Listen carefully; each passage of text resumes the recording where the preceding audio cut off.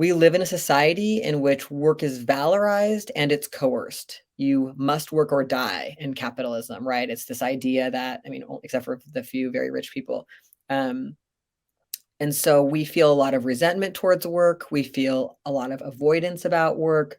We're forced to work when we really shouldn't be for our well being. We're forced to do work that hurts our bodies and minds and spirits. Like it's dicey, sticky, messy, emotional and psychic territory.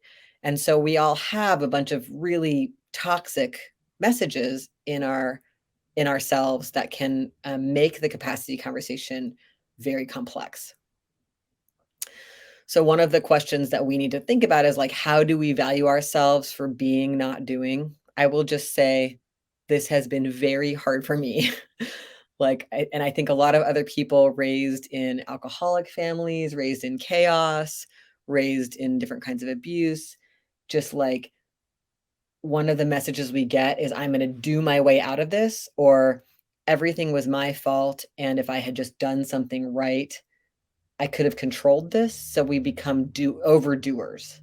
We either take care of everybody or we bottom line everything. Sometimes we're very controlling and dominating with that. Sometimes we're more subterranean. But that fundamental belief that like my value comes from what I can do and my safety comes from what I can do and my belonging comes from it can definitely take the joy out of much beautiful social movement work, and it can also make us like act really weird and sideways towards others, and it can make us have a hard time accurately knowing our capacity or sharing that with others.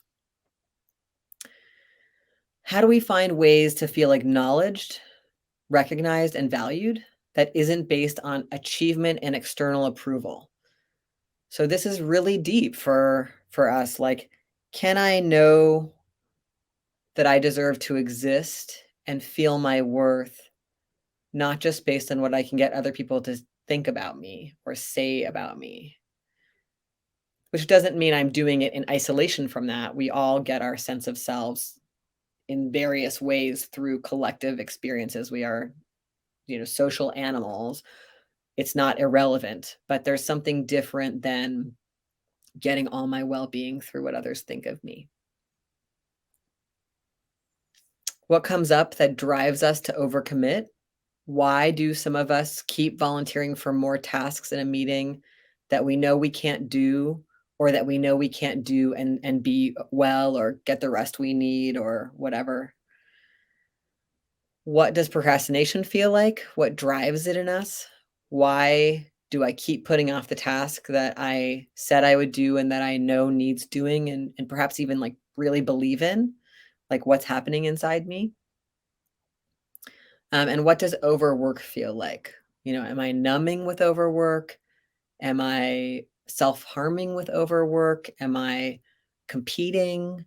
Like, what's going on in there? Like, this list is just about becoming curious about things that might be on autopilot for us. Um, I think I've said this publicly elsewhere, but I have found the literature of the 12-step program, Workaholics Anonymous, to be useful. There are a lot of limits to 12-step programs, and it doesn't work for a lot of people. Totally fine.